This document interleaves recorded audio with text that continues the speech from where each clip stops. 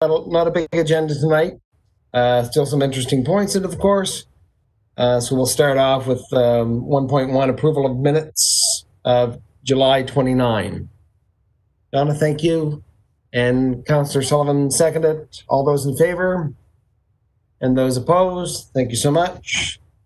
1.12 minutes of August the 13th. Moved by Donna, seconded by Councillor Casey. All those in favor? And those opposed? Thank you.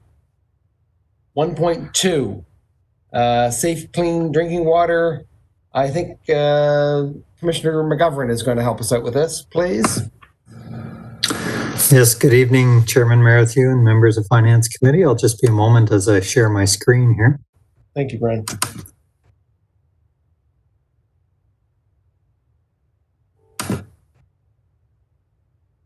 Can everyone see that okay? Yes. Great. So good evening.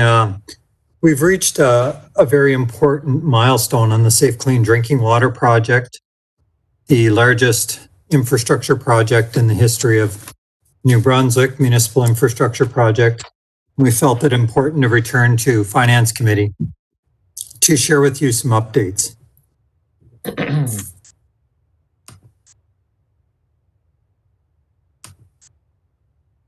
There are two projects or two topics we wish to provide an update on. The final completion of the project, as well as the financials of the project. What you see on your screen here is the final completion certificate for the project. This means that all deficiencies on the Safe Clean Drinking Water project have now been addressed, and all of the record documents have been turned over to the city and reviewed for accuracy and corrections. So between June 2019 and when Safe Clean Drinking Water was achieved last month, the deficiency work was ongoing up until August 31st, 2020. So now all documents have been turned over and final completion has been achieved. And this is the certificate that was issued by the independent certifier for the project. Next is our financial results. And as you'll see, with respect to the financial results, you'll note on the screen that there's a surplus for the project. The budget for the project was just over $183 million, and the total capital cost is expected to come in at just under $182 million. So overall, a surplus of just over $1 million, or 0.055% of budget. I should note, as you'll see on this screen here, that the results are based on the variance to budget for the project and not intended to reflect the total cost, which is over a 30-year term agreement with Port City Water Partners for the operation of the water treatment facility, and that also includes capital payments. But this is a snapshot in time as of final completion of the Safe Clean Drinking Water project. So in conclusion, I'd like to recognize the team, two of whom are on the line this evening, Mr. Dean Price, who has been the project manager throughout the Safe Clean Drinking Water project, as well as Ms. Tompkins, who's also on with us this evening. Members of this team undertook this mega project, and it was closely and very effectively managed, such that the project did come in slightly under budget. There were some minor delays in achieving substantial completion, and overall, the goal of providing safe, clean drinking water to citizens and businesses of the City of St. John are being met. And with that, Chairman Merrithew, I'd turn it back to you, and I'll stop sharing my screen. Thanks, Commissioner. Any questions, comments? I see the mayor. Darling, please. Thank you, Mr. Chairman. Andrew, I'll also see you here next up. Yes, go ahead, Don, please. Okay, thanks. Yep. Thank you, Mr. Chairman. Having served as a member of the steering committee as well, along with the deputy mayor, to say confident would be an understatement. Mr. McGovern, our commissioner, just walked through that presentation rather nonchalantly, frankly, like it was some small deal that he and his team. I know he's a very humble individual, but a great leader in this project. Mr. Dean Price, Miss Melanie Tompkins, City Manager Trail, City Manager Colin. So really just great news and an inspiring accomplishment by the team tonight. It really speaks to the health and the ability of this organization to not only focus but also perform. As Mr. McGovern said, this was the largest water infrastructure project in the province of New Brunswick's history. And I wish there were 10,000 people watching tonight, because again, sometimes the narrative is, City Hall and the city of St. John. Well, I would argue we've been through more trials and tribulations and restructuring and accomplishments than perhaps, any other municipal government, certainly in Atlantic Canada. So what has been accomplished here, only the best of the best organizations would be capable of achieving. Citizens have been incredibly well served. We have safe, clean drinking water, something that many municipalities in Canada can't say the same thing, or even in this region are struggling with. So I'd like to thank this council of the past, previous provincial governments, current provincial governments, the federal governments of the past, the current federal governments. Frankly, you don't get here without a lot of hands on projects like this. But having been in the steering committee room for the last 4 years, Mr. McGovern, Ms. Tompkins, Mr. Price, and their entire team have just done a phenomenal job. I just thank you, Mr. Chairman. It's an incredible night tonight, and as I say, I wish 10,000 people were watching, because it speaks to the capacity of this incredible organization in this tonight's water, but we could have had the same conversation in about fire, police, infrastructure, every other part of our organization. People care deeply. They perform very, very well in this organization on behalf of citizens. Thank you very much. As usual, well put, Mr. Mayor. Thank you. Councillor Reardon, please. Thank you, Mr. Chairman. It is a very impressive project, and it's nice to have that paperwork for final completion.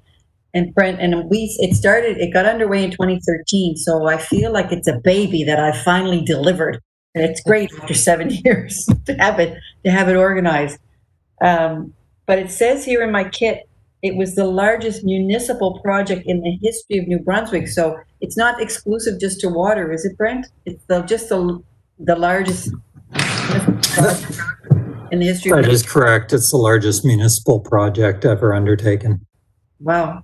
It's pretty impressive. Anyways, your team did a great job, and thanks to everyone. And it's like I said, it's nice to have it completed. And really, I mean, 7 years for the size of the project and under budget. It just moved along so smoothly through all the steps. I mean, it's had its glitches, of course, but it's been a great project to see come to fruition. Thanks so much. Thank you, Councillor.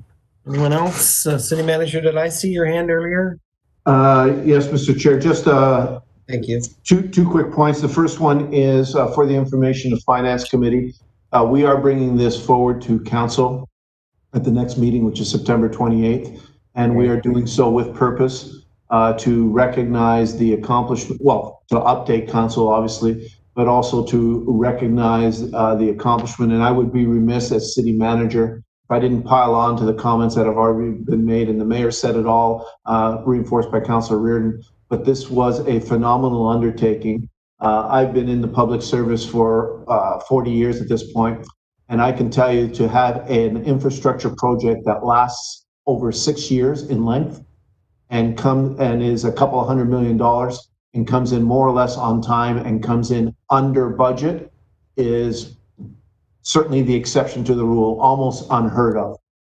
So for the team to have accomplished this is truly phenomenal. Our residents benefit from safe, clean drinking water, but all of our taxpayers benefit from a capital project that was textbook in terms of its execution. And that was not by accident, that was by design, by an incredibly dedicated team of professionals that saw this through from beginning to end. Again, multi-$100 million project under budget and more or less on time is simply phenomenal. Thank you, Mr. Chair.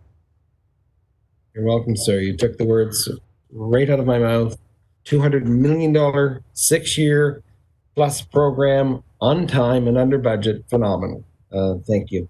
Anyone else? All right. With that, as the city manager said, I'm pleased to know that it's going to go to open session to council, where we can thank these people again, Dean and Melanie and Brent. Thank you so much, folks. Do I need a receive and file here, or a motion to take it? Perhaps we can have a motion to take it further to open session to council, please. Thank you, Gary and Donna. Seconded. All those in favor and opposed. Again, thanks so much, folks.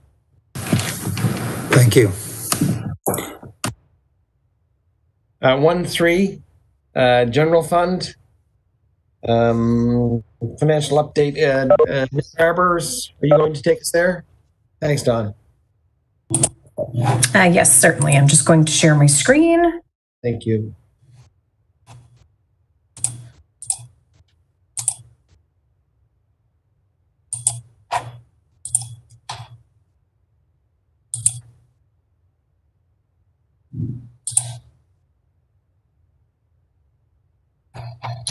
Are you seeing a split screen? Do you know? Yeah, it's still split. Okay.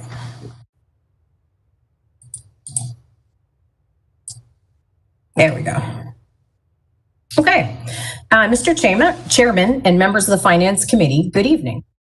I am here this evening to provide a short update on how COVID-19 has affected the finances of the City of St. John and where we expect to end up at the end of 2020. Since our last update in August, Premier Higgs has committed to fund the operating deficit of transit organizations in New Brunswick.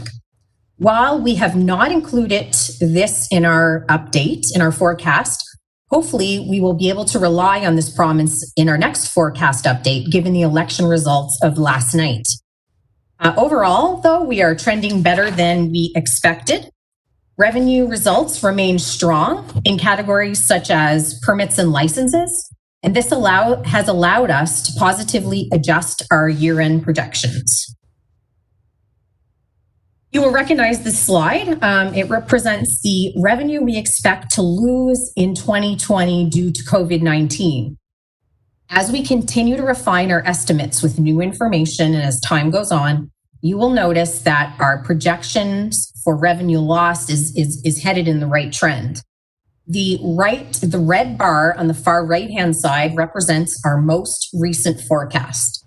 We expect to be down approximately 4.1 million compared to budget by the end of the year.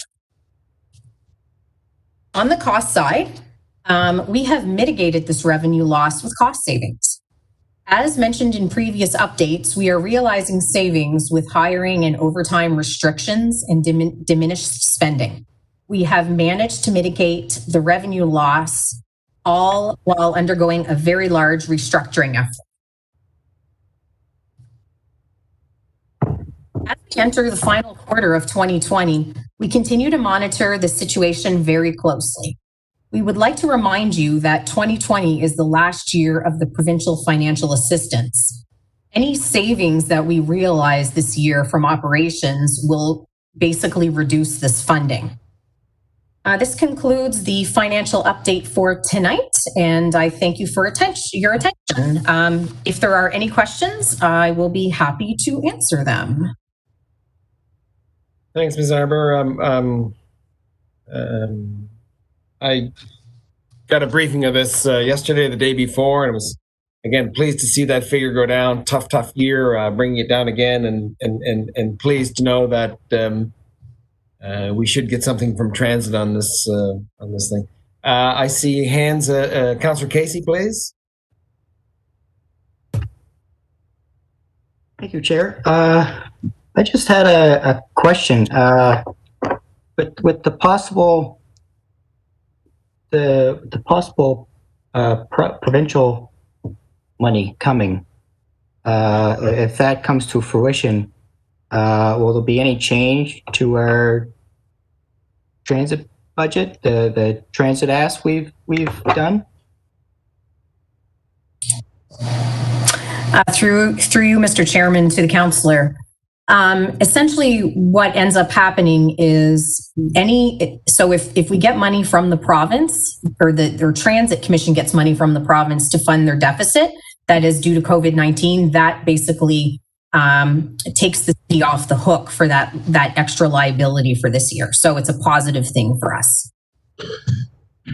If I may, Mr. Chair, just to enhance on that, the provincial commitment, as we understand it, and again, it was a verbal promise. There's no meat on this at all. We don't know the details, but as we understand it, the commitment from the province prior to the election was to fund the operating deficit of the transit organizations, not to refund restoration of services that were cut because of COVID-19. So to your question, Councillor Casey, no, with this decision, we would not see a restoration of services between now and the end of the year. But what it would permit us to do is address the deficit so that no further cuts to services would be required between now and the end of the year. Thank you. Anyone else? All right, I see no other hands. Again, Don, thank you very kindly. Can I have a receive and file on this, please? Councillor Reardon, seconded by Councillor Casey. All those in favor? And those opposed? Thank you so much. All right, the last one, 1.4. I think, Ms. Arbor, you're going to take this as well? Procurement, new procurement plan. Yes. All right.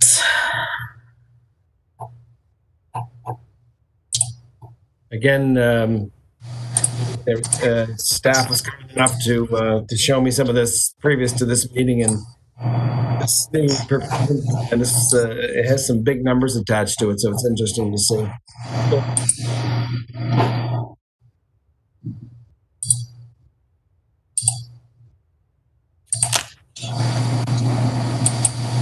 Okay, everybody can see that okay? Yes. Okay. Through you, Mr. Chairman, to the Finance Committee. In this presentation, I am going to provide an overview of a project that has recently been launched in the Finance Department. The Procure to Pay project integrates the process from the time a good or service is required to be purchased to the time it is paid for. If you recall, the Ernst & Young operational review that was released earlier this year identified a number of opportunities in procurement, such as strategic sourcing, category management, and contract management. The successful implementation of a procure-to-pay software system and a streamlined process will enable the city to take advantage of these opportunities. Furthermore, this system will enable digitization of accounting and financial records, which was identified as a best practice by Deloitte, our auditor, back in July. This project is in line with moving towards a sustainable St. John by redesigning the process for efficiency and effectiveness, implementing new software that will enable this new process. We are working on the focus section of the sustainability wheel.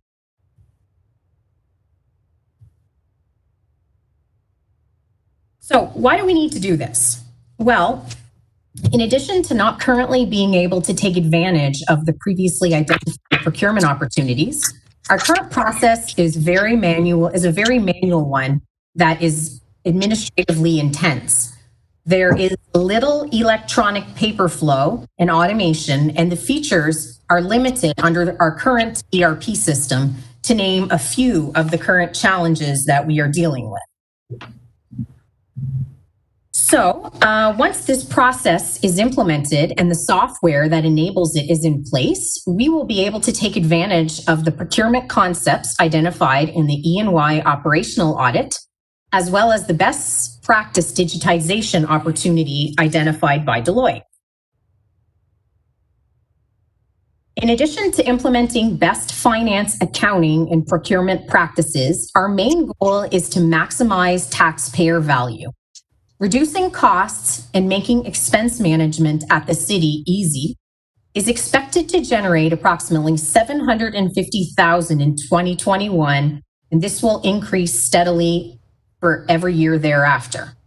The intention is to automate and digitize as much of the process as possible and to use analytics to determine the suitable approval levels of our policy.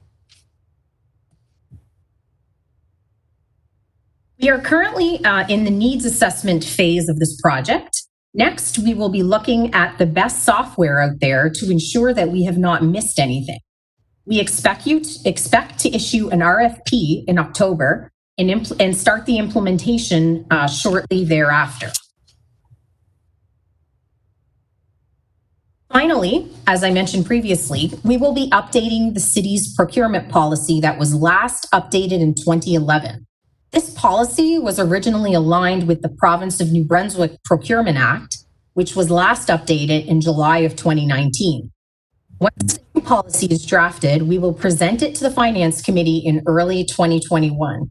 We fully expect this project to be considered as part of our restructuring efforts, and therefore we hope to utilize the financial assistance to fund it. So in conclusion, I would like to thank you for your attention, and I would be happy to answer any questions that you may have.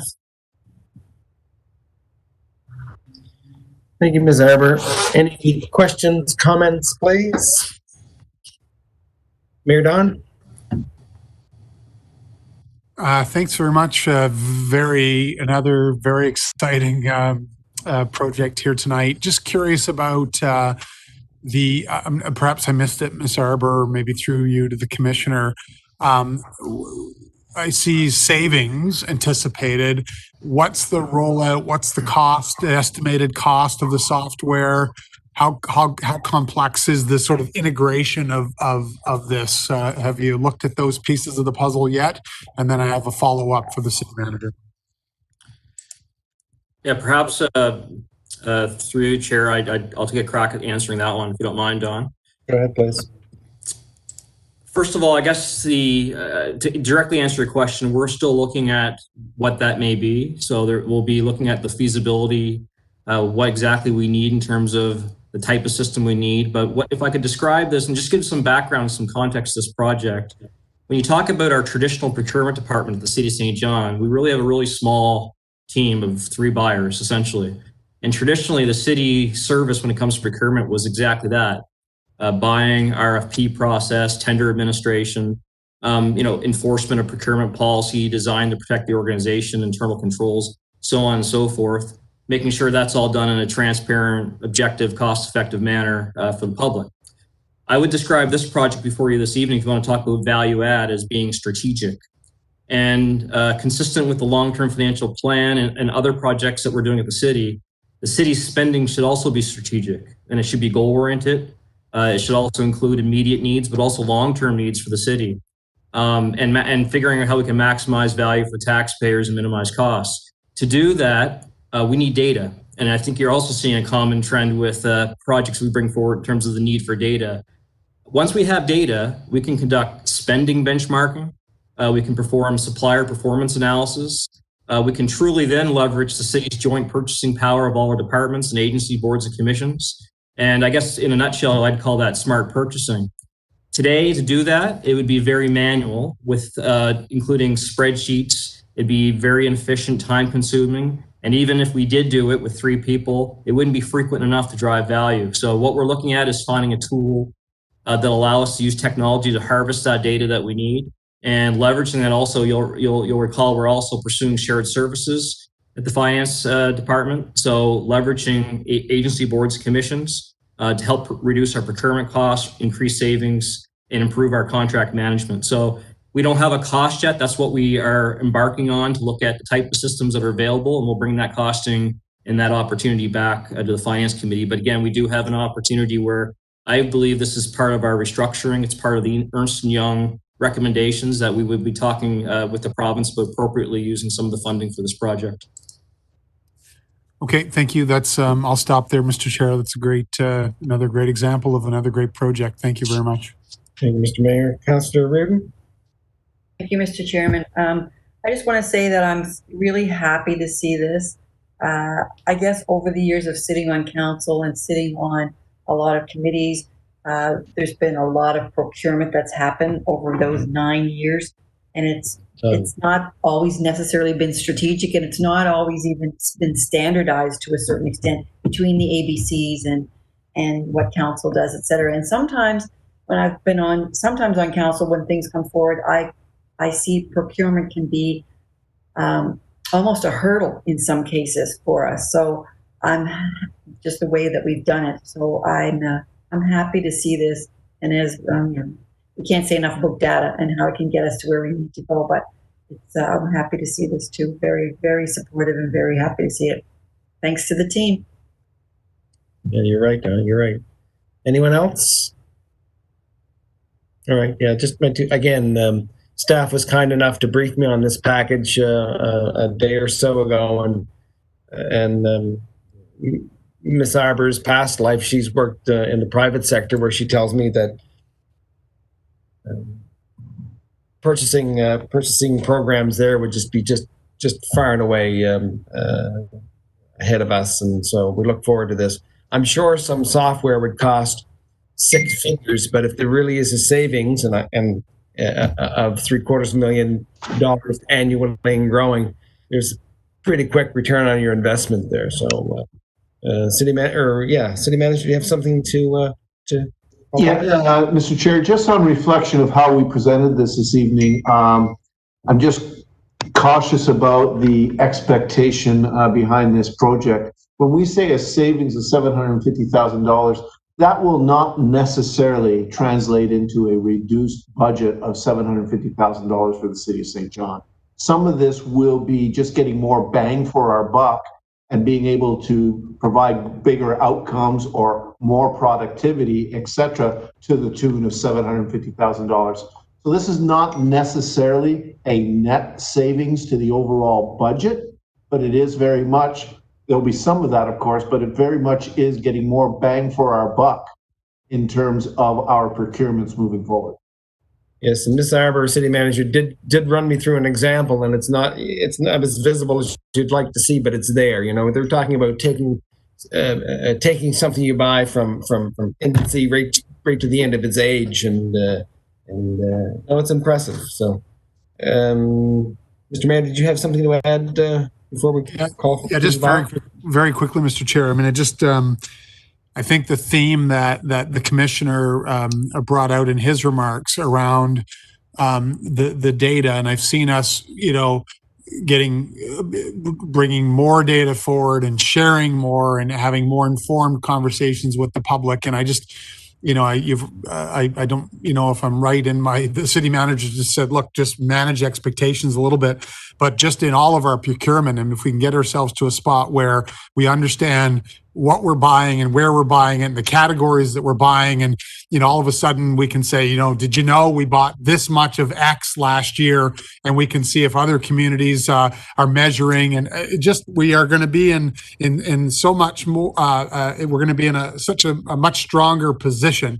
And I think for me, the conversations I have with citizens on almost a daily basis is trying to get folks to understand the interconnectivity of all these conversations. We want to grow more. How do we do that? We want to live our long-term financial plan, lower tax rates, invest differently. All of these conversations fit together, and they're going to be tied together, hopefully with a strategic plan with a bow here in the new year. So again, just a thank you to staff who are consistently driving change and innovation in the organization. Thank you. Well, but all right, receive and file. Thank you, Mayor Don, seconded by Councillor Casey. All those in favor? And those opposed? Thank you so much, folks. That is the end of your agenda for this evening. Motion to adjourn. Enjoy your evening, everyone.